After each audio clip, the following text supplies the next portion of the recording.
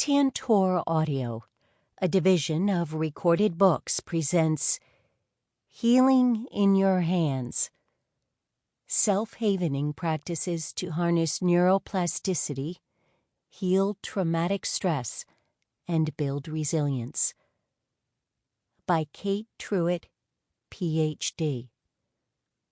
Foreword by Stephen J. Rudin. Narrated by Callie Beaulieu. Publisher's note. This audiobook includes bonus material. Please visit Tantor.com and type Healing in Your Hands into the search box. Follow the link to the book's page. Then, under the Supplemental Contents section, please enter the access code EMPOWER and then click the Unlock button to access the bonus material. The code should be entered in all lowercase letters. All figures and tables referenced in this audiobook can be found in the bonus material. Foreword. With each passing day, scientific communities are advancing our understanding of the destructive toll that exposure to stress and trauma has on our mind and body systems.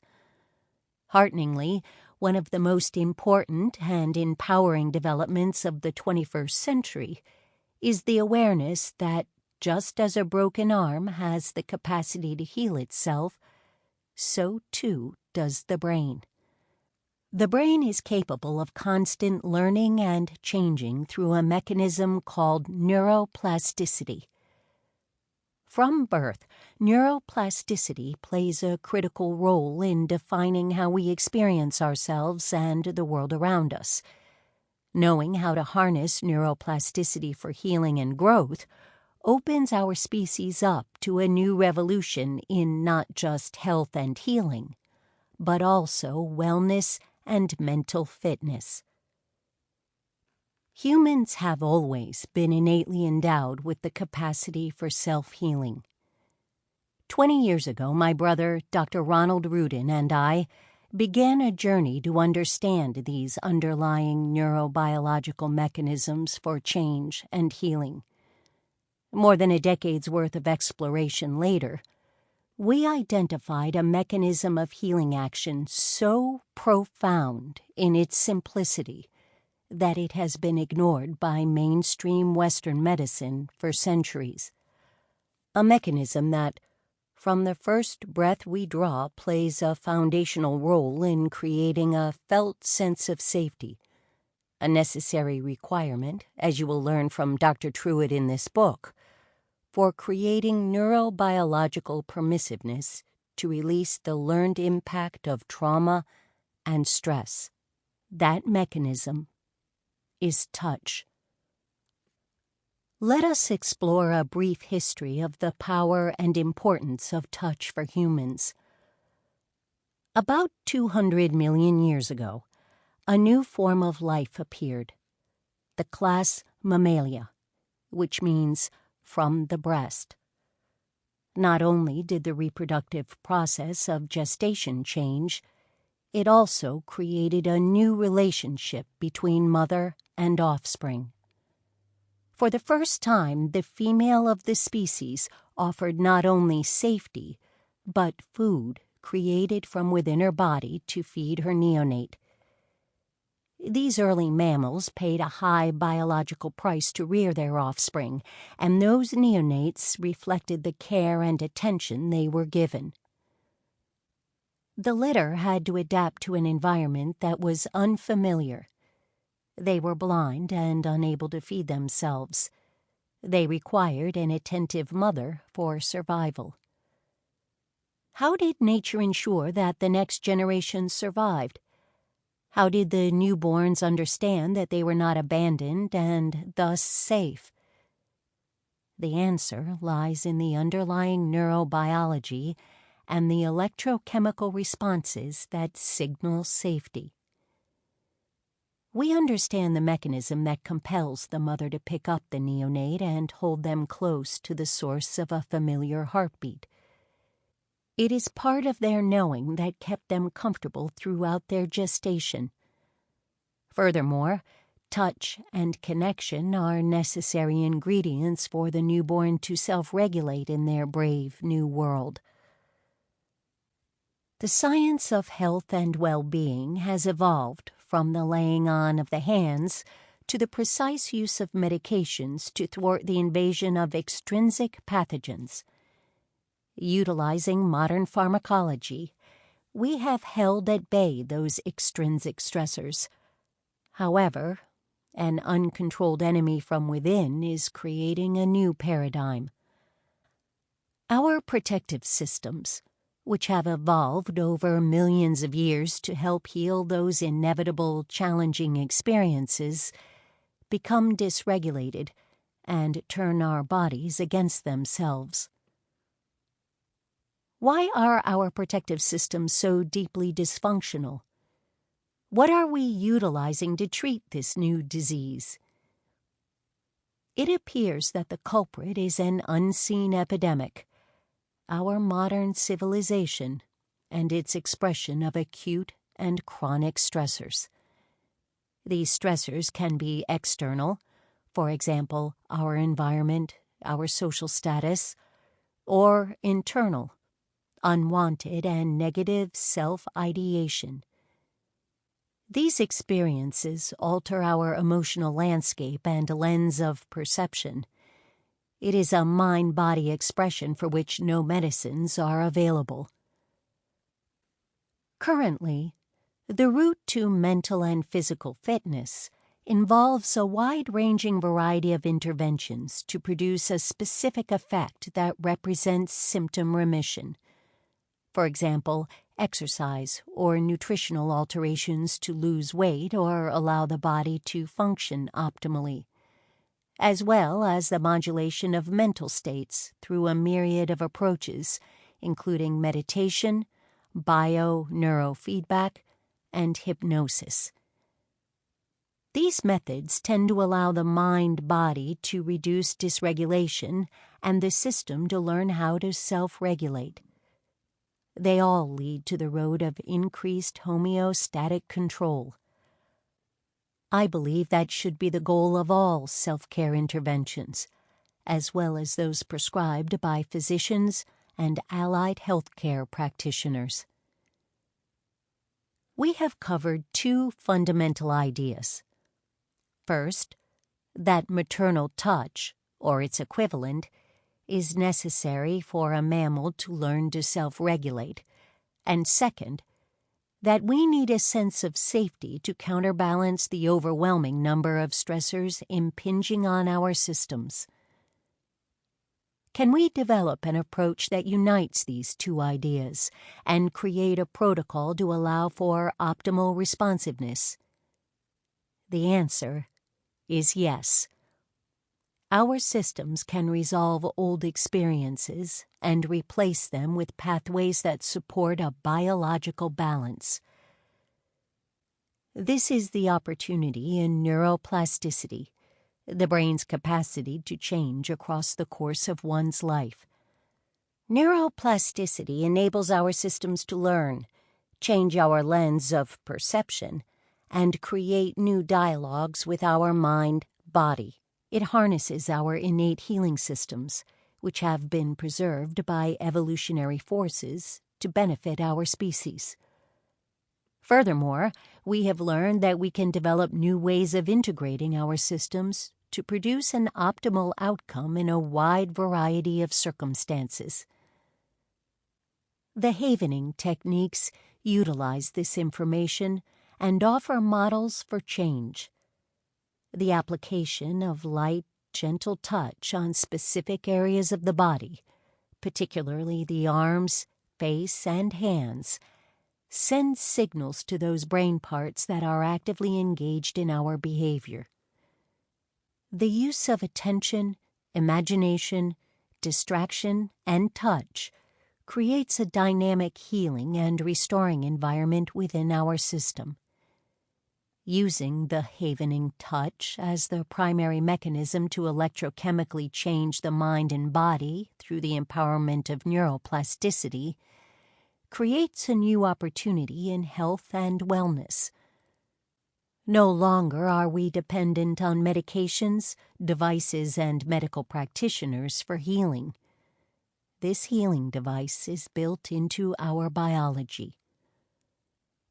Following in the footsteps of Francine Shapiro's groundbreaking work in eye movement desensitization and reprocessing, Dr. Truitt has harnessed the current neuroscience and opportunity of the havening touch to bring forward a revolutionary new approach in rapid transformational change through the use of self-havening.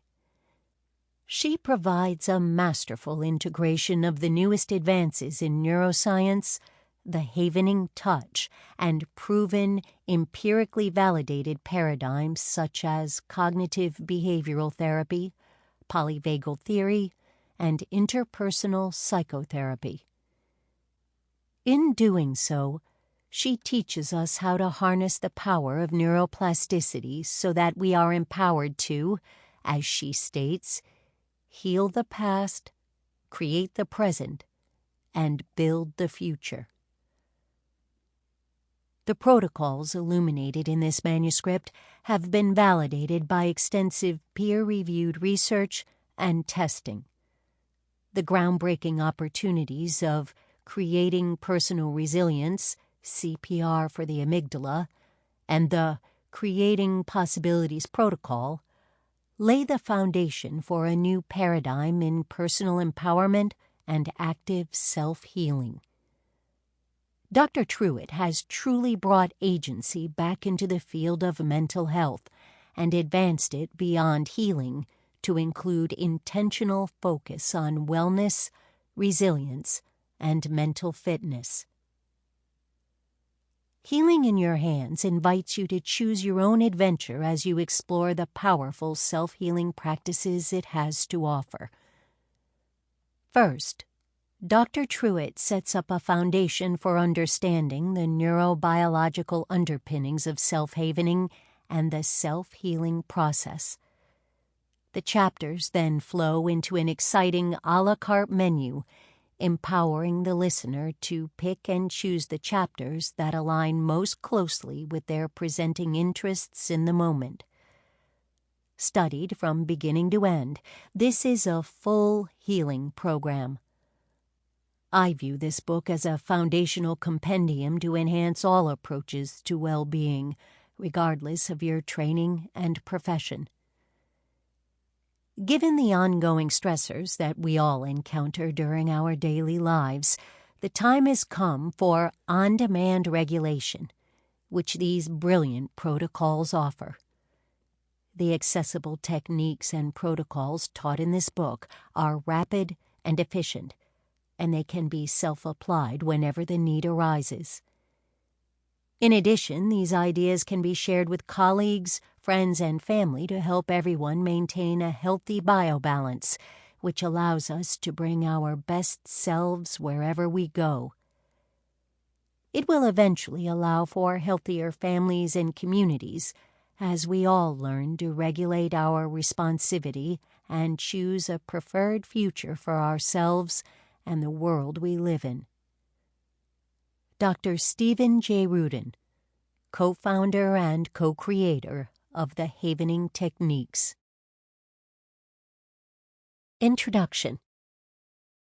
As I sit across from my patient Wesley, a heavy silence fills my office that is only broken by the periodic chirping of a few birds outside the window. His shoulders are slumped and his face is flushed. I wait patiently. I know from decades of experience that the painful sharing of our most vulnerable human moments requires space.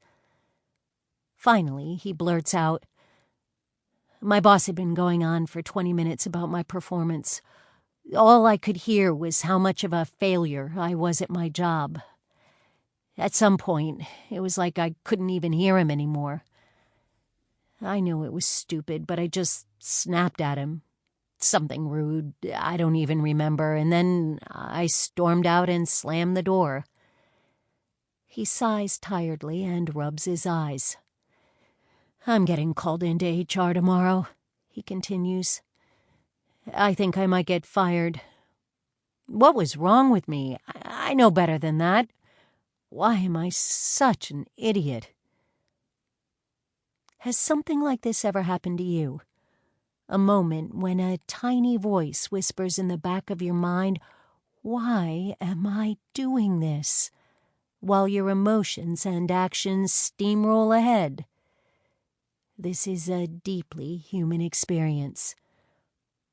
In those moments, what is really happening is that the primal emotional parts of your brain, which are important for your survival, are taking over and causing you to do things separate from what your logical, grounded self would choose to do. It can feel completely overwhelming and out of your control. I wrote this book for two primary reasons. First, to impart a simple truth. In moments like the one Wesley shared, I call them less than preferable moments. It's not you. It's your brain. It happens to all of us. Second, to share new insights from neuroscience that will empower you with amazing opportunities for self-healing, opportunities that you hold in the palms of your own hands. I started my journey into the field of neuroscience in 2001 when I began studying conditioned taste aversion, CTA, in a rat lab. If you've ever gotten sick from something you've eaten and been unable to stomach the sight or smell of that same food again, then you have unknowingly been in your own CTA experiment. In 2004, I transitioned out of the rat lab and into graduate school. My studies of fear, stress, and brains expanded as I joined a lab that examined the psychophysiology of human emotion and neurocognition, which is to say that my investigations of stress and fear moved from rats to humans. But here's the thing about stress and fear. No matter how much we know about how they work, they can and will take over faster than the blink of an eye.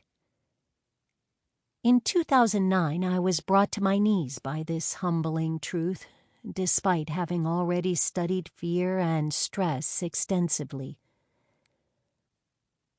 June 13th, 2009, was a bright and sunny day. It was exactly 1 week before I was to marry John, my partner of 10 years. John was my best friend, my other half, and my comrade through the roller coaster that I had navigated since I was 19 years old. But I returned home late that night from my bachelorette party to find that he had passed away, and there was nothing I could do. As those seconds ticked away into days and months of harrowing pain, I experienced extreme traumatic stress. Shortly thereafter, my beloved grandmother also passed away from complications of an injury she sustained while visiting me the night after John's death. And shortly after that, I was in a major car accident that left me with life-threatening brain inflammation that still impacts me today. As the months turned into years, my brain would frequently hijack me. I had crazy reactions and behaviors that I could not control, even with all my knowledge about psychology, trauma, and stress. It was miserable and infuriatingly awful. I was quite literally brought to my knees by the very thing in which I was a trained expert. Talk about humbling. It was 5 long years and tens of thousands of dollars spent on the best trauma treatments money could buy before another series of events again changed the course of my life. In 2014, I was introduced to two researchers, Dr. Ron Rudin and Dr. Steve Rudin, who understood that much like our body can heal from a broken bone, our brain has the inherent capacity to recover from trauma. I had spent my career and my life looking outside myself for healing, when, in reality, I had held the healing power in my hands all along. My body could become its own mechanism for healing. You too have the capacity to heal the past, create the present, and build the future within you. Rather than letting your brain get the best of you in those less than preferable moments, you have the power to build a resilient brain, a brain that is capable of responding to stress, worry, and anxiety in a sustainable, positive way. Healing and resilience are literally in your hands. In this book, I break down the neuroscience of stress and offer self-healing techniques that you can begin using right away. You will learn much about Amy, my nickname for your brain's amygdala, and her significant role in helping you survive. You'll also see how she can get so easily confused and mistake normal aspects of your day-to-day life for danger signals, causing you huge disruptions, anxiety, panic, traumatic stress, depression, and much more. Most importantly, you'll learn how Amy acts without your conscious awareness, frequently defining your choices before your self has time to weigh in on the situation. You will also learn about neuroplasticity, which refers to your brain's amazing ability to change itself, and how it relates to building sustainable resilience. You will discover new opportunities to harness the power of neuroplasticity through mindful touch, including breakthrough techniques such as self-havening. You will learn how to create space between your reactive, stressed brain and your responsive, calm brain at a neurobiological level. My purpose in writing this book is to lessen the shame surrounding our very human reactive moments, helping you to feel less out of control in those moments and to see them instead from a place of compassion. My deepest desire is that this book will support you in moving into a state of understanding, empathy, and compassion for how your past informs the way you're living your life today. To help you learn, and perhaps even teach others, how to find opportunities for strength within those darkest moments of stress, anxiety, and worry. Again, when you find yourself struggling to choose the logical, grounded thing to do and you're not getting there, remember, it's not you. It's your brain. 1. 75 milliseconds to fear. Reacted or created, it's all a matter of how you see it. Steve Rudin. I believe one of the most beautiful yet simple explanations of human behavior lies in a quote that has often been attributed to the late Austrian neurologist, psychiatrist, and philosopher Viktor Frankl. Between stimulus and response, there is a space. In that space is our power to choose our response. In our response lies our growth and our freedom. Between the time that something happens and we respond to it, there is a moment, a space, where we can choose what to do. But who is making the choice? We may think it's us, but because of the way the brain processes information, sometimes our brains make this choice for us long before we consciously choose what we're going to do. But it doesn't always have to be like this.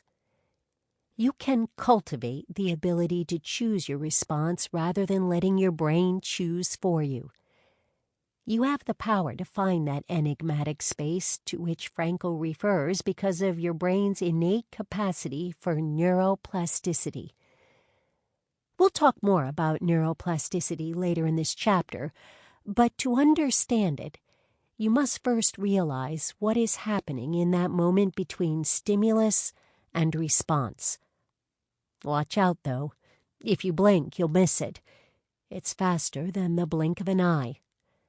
So let's slow it down and dig into what is actually happening in that fraction of a second. In the blink of an eye. Brian is walking briskly across his doctor's office parking lot to his car, contemplating whether he should be running. His doctor appointment started extremely late and went on for far too long. He won't be able to grab lunch before heading back to work, and with traffic, he's likely going to be at least 15 minutes late for the staff meeting. At the same time, he's thinking, why did I snap at the receptionist when she was taking my copay there at the end? This is not her fault.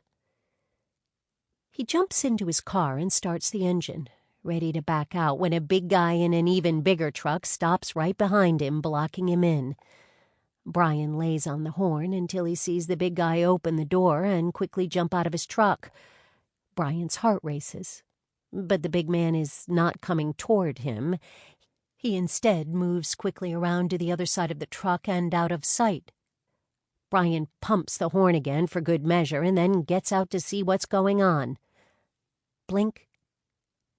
As Brian approaches the other side of the truck, he sees that the big guy is holding a woman by her shoulders and is shaking her and yelling something right in her face. A flash of a memory moves over Brian and he quickens his pace. Oh no, she's scared, he thinks. Hey, Brian yells. What do you think you're doing? Let her go. His feet move even faster and his body gets charged for the fight. He sees a purse and a cane lying on the asphalt. Stop! Let her go! Brian now has the big guy's full attention and he gets a sinking feeling this is not going to end well for him. The big guy glares at Brian and snaps, Hey, idiot! Make yourself useful. Go back in there, get the doc and bring her out here. Tell her there's an old lady who just collapsed in the parking lot. Brian's mouth drops open, and 1,000 emotions flood his mind. Humiliation, fear, self-loathing, guilt. Hey, don't just stand there, get moving. Brian turns and, with shame coursing through him, starts running back to the office. What came over me? What am I doing? What an idiot. They must think I'm insane. How can I go back out there and face them? Now let's move the calendar forward 1 week to a different situation. Brian is running late again and sprinting back to his car, but at least today he has his lunch firmly in his hand and, traffic willing, he won't be late for the staff meeting. This time he's parallel parked on a busy street. As he runs around to the driver's side, he grabs his keys out of his pocket, but they go flying out of his hands and into the street. He begins to lunge for them, but then, blink. He sees a flash of silver from an approaching truck in his peripheral vision. His feet freeze in place. His body remains paralyzed, unable to move. Oh no, my keys, he thinks as his feet stay welded to the asphalt. A horn blares as the side of the silver truck flashes just inches from his nose. He looks down at the pavement to see his smashed key fob just 3 feet in front of him. God, that could have been me. But it wasn't him. What happened in those 2 blink moments? Brian's survival brain made a choice for him before his thinking brain could.